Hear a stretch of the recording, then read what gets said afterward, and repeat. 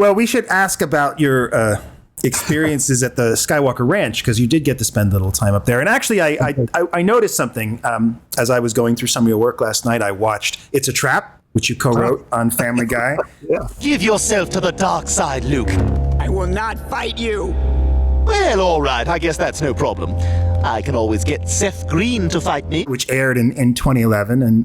And knowing that you had done a little work on Detours, I realized this must have been about the same time that you were doing It's a Trap. Yeah, well, they all came together, and I don't quite know the order of things. So when we did the original Star Wars Family Guy episode, basically that came out of that idea that before doing the Star Wars episode, we did all these Star Wars gags. You gave away all the presents? Lois, if you strike me down, I shall become more powerful than you can possibly imagine. Only hope my heartfelt thanks will keep you warm as you spend the next 10 years in frozen carbonite. Rasha Nabadua Gola Walkie Nipple Pinchy. And at the time, Lucasfilm was still in business with 20th Century Fox. So anytime Family Guy did a Star Wars gag, 20th Century Fox felt obliged to get Lucasfilm to approve it. That wasn't the case with a lot of the gags we did on Family Guy, because if you fall into the parody laws, you can do all sorts of gags and not be afraid of being sued. In the case of these Star Wars gags, we had that same protection, except there was a business relationship with Lucasfilm, and we didn't mind because, except for gags that had implied sexual things, Lucasfilm said yes to everything. Your company was supportive from the start. Why are you guys so much nicer than everyone else? Why did you allow us to do this? Well, I think ultimately we don't have to be mean. We read it as George saying yes to everything, because I don't know that it always made it to him, but it ever made it to him, but it spoke to how he liked to work, that he was like, that we were getting the permission to do lots and lots of gags. And then Seth decided, well, let's just do Star Wars the way the movie Airplane was based on this old movie 0 Hour, which they took this straight movie and made a comedy. Seth said, let's take Star Wars and just make it this comedy. And we got the approval. And then after doing it, we went up and screened it with Lucas. That was the first time I met Lucas, and I actually had to go home before the screening because it was Yom Kippur, which was very, for your listeners, is a Jewish holiday. And you saying our listeners aren't educated? What are you saying? Maybe they don't know. How am I doing? Just keep your knees bent. Imagine you're spreading butter on a big piece of bread. That's it.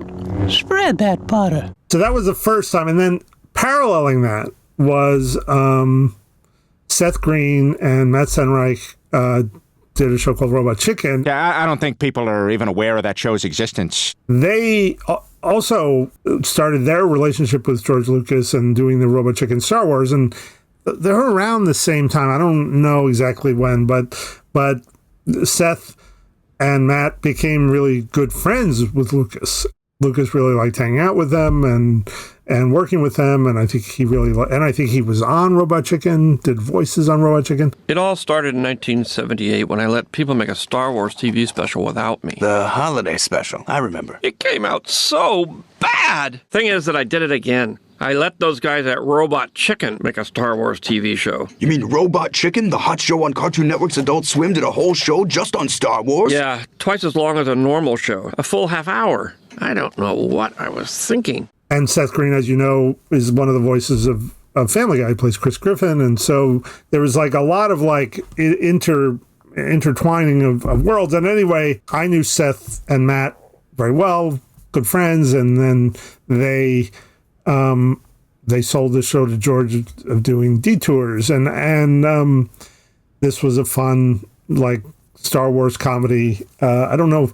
I signed an NDA, so I don't know if I'm even allowed to tell you anything about it, whether the NDA is still in effect. They tell when you sign the NDA, when you go to Lucasfilm, you're introduced to this lawyer who explains to you that the first person who leaked, I think it was Revenge of the Sith, somebody leaked it online, and that person is in jail. Arrested. That can't be I don't think true. it's true, David. At the I don't time, think that's true. I think it was true. That was an employee, and somehow, and that person went to jail. I want this terrible conflict to end just as much as you do, my lady. And when it does, I guarantee an immediate return to democracy. And so they make you very, very scared about giving information. I'm still scared. It's 15 years ago. I'm still scared about how much can I talk about Detours. But it was a fun, there's a preview online somewhere you can see it. It was kind of this goofy kind of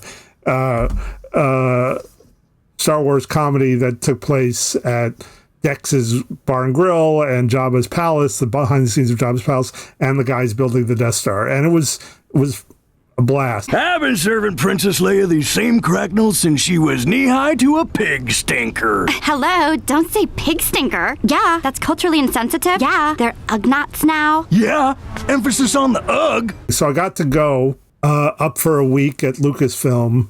The first week, I actually wrote the first episode of Detours. It's not a pilot or anything. It was all group written and group written in the sense of figuring out the whole series. And so the first week, I went up there, and George Lucas is in the room with us. Like he's working on this show with us in this study, and it's very heady. I mean, he's so nice, and he's very into geek stuff. And I remember, well, again, I don't want to trash anything. So, but there was a movie. We were having lunch, and there was a movie that had come out, and it was a big franchise movie, and it was really bad.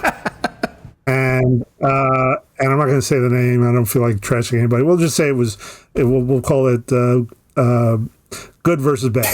And just to give you a name, I don't want to give any clues to what I'm saying. So Good versus Bad comes out, and Lucas is talking about it, and he's like, "Yeah, I went to see it. This is the," and I'm like. It was this big franchise action summer movie, and I said, "Why are you watching that movie?" And he said, "Well, it's kind of my fault."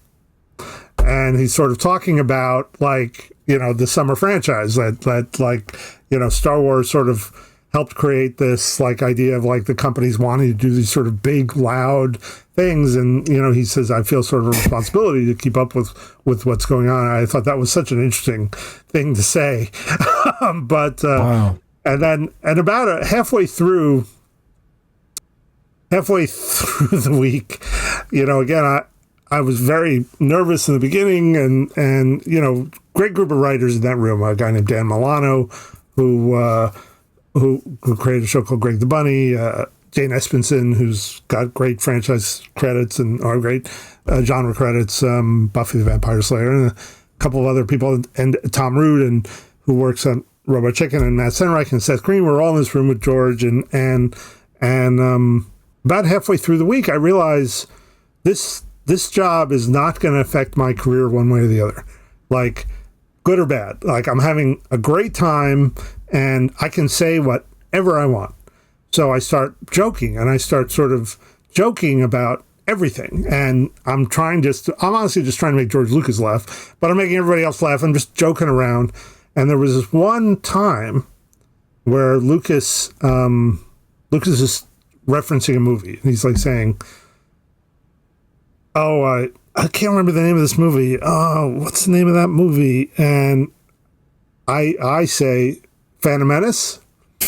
Like, he's just trying to, like, remember the name of a movie, and I said Phantom Menace. Like, he can't remember the name of Phantom Menace. And dead silence. He looks at me like that. And I was like, I didn't think that was that rough.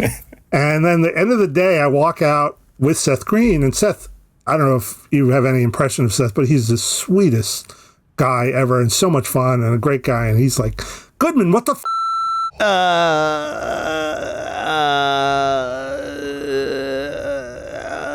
Well, it turns out I had missed something that George had said. He'd said, "Oh, what's the name of that movie? Oh, I can't remember. Oh, it's awful."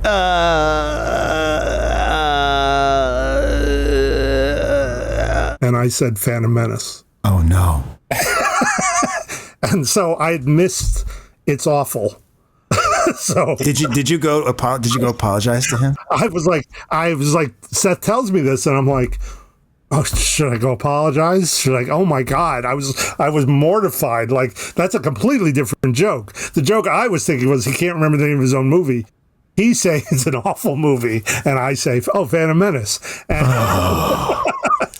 and just Seth's like, "No, just forget it. Just move on." But so I was a little more careful about my jokes from that point forward. Look, we're no longer the headline. Thank you, 24-hour news cycle. Today on Galaxy Rumors, Leia attacks paparazzi. But first, shocking video of a man trapped in a meditation chamber for 41 hours. How long have you had a camera in there? Well, do you want to say you're sorry to George Lucas right now? He's our number one fan. If you have him on, you can bring it up. But he was so great. I mean, he really was just fun, collaborative, and he enjoyed doing something fun and funny. And you know, I was only there for a week, and they came back and did multiple. I think we did we broke 6 episodes in that week, and then we wrote the script for them, and then they kept going back. Maybe I was there for 2 weeks. I don't remember, but I had a lot of fun writing that script. I'm sorry that no one ever saw it. You've listened to some of our episodes, I think, with some of the writers from Young Indie. I was curious if you felt that the writing conferences and the kind of discussions that were had on Detours, if they were similar to what you've heard the writers describe when they talk about writing Young Indie, if that was maybe a pattern or a format that he liked. Well, I mean, I think that's, you know, that listening to your writer episodes, I am kind of like, oh, I would have loved to have been in that room. I mean, the people, the way they talked about it, and the way they talked about how they were going to approach the subject, and the way they just sounded like a group of really smart, talented people working something out. That Lucas, you know, he didn't run the room. He actually had another writer running the Detours room. Brendan Hay, I should have left him out. He's a really talented writer. He ran Detours, but Lucas is in there, and he's, you know, George Lucas, and you know, so you're also like, well, what does George think? And you know, I certainly, over the years, I you know, there are lots of shows where I've heard about the groups of writers and what they did, and or shows where I knew writers, and hearing your story, the writers tell the Young Indie stories, like, oh, that would have been such a great room to be in. That seems like that's what I thought of when I listened to your episodes. It's like a feeling of envy, wistfulness of like, oh, I wish that could have been me. It's finished. No one is satisfied. Makes me hope we've made a just peace. I have, you know, I've watched everything that has ever been leaked by Detours. You know, the stuff that they released at Celebration, the scenes, and then there was the Weird Al leak where it seemed like a whole episode. Lisa need help. Lisa have 2 dates on same night. But it was very short. I want to say it was like maybe 12 minutes. You know, it was not. I didn't hear about the Weird Al. Each episode was in 3 parts. Okay, that was my question. Yeah, there were sections. It was built as like behind the scenes of Jabba's palace. Maybe this disguise will get me in, and maybe get me a girlfriend. Hello, what have we here? Building the Death Star. A genius decided to install 1 bathroom per mile in this place? You know, I bet the Emperor's bathroom has one of those heated toilet seats. No way, dude. Come on, you're doing the pee-pee dance. Come on, scented candles. You got us electrocuted the last time we set foot in the Emperor's throne room. And characters, you know, continuing characters in those places. So what was the Weird Al leak? What was that? So it was a Dex Diner plot line. Princess Leia was in it. This was a few years ago, but somebody leaked it online, and he tweeted it. Because he was like, oh, look, this was a great, so glad this is out there, because I had so much fun, because he was voicing a character on it. And he was like, it was so much fun, and I wish they would release it, you know? And so for a while, it was everywhere. And everyone were like, oh, does this mean there's a release coming? Like, was this a leak because they've been working on it, Right. And then this was just radio silence, so. Yeah, I don't know. I have no idea if they're ever going to release them. It's too bad. There's like 50 episodes of them. What did you guys do? Like, why can't these be released? I mean, what's all, part of it had to do with definitely the sale of Lucasfilm to Disney. Yeah. So it's clearly Disney doesn't fit for what Disney wants. What's weird, though, is that made sense in 2012. But since that time, they've purchased 20th Century Fox or 21st Century Fox, excuse me. They now have Family Guy. They have, all these brands. Can't speak for Disney. Well, no, of course not. I do think that the thing that, there's always this like sort of false idea of Hollywood, which is, well, they've got a streaming service, they should just put it up. And that's much more expensive than, that if you're going to put something up, you're spending money to put it up, and you don't want to just put it up and have it like disappear because you're spending money putting it. It's not free. Is it worthwhile to spend money on promoting it? Right. Is this really going to drive anybody to watch it? And so there's all of those things. And then now with ad-supported streamings, would people buy ads on it? All those, there are all these business questions that you don't know the answer to. That maybe it is that simple. They could just put it up, but I don't think it ever is. David, I'd love to ask, and this has been, there have been videos released of this from the time, so I don't think I'm speaking of anything that's out of school, but the show had a format that also each episode there would be like a musical number with a very successful pop song or song of the era being used as like a big musical animated extravaganza. Do you have any? And I think this speaks to Young Indie as well, though, because it's like, having dealt with a bit of music licensing myself in the past for a show I worked on, it ain't cheap. Like, it is an expensive endeavor to utilize music in this way. Do you recall like what those conversations were like for Detours? And simultaneously, do you think maybe that's part of the problem with getting it released today, is just the headache of dealing with those rights issues again? I'm going to be honest with you, Peter. I don't remember that. You don't remember that? Okay. Never mind then. Well, you can move on. I don't remember that there was going to be a musical number in every episode. I don't remember that at all. Like, it's like news to me. Again, I was only there for a week or two, so I don't know. I don't remember, but I don't remember that.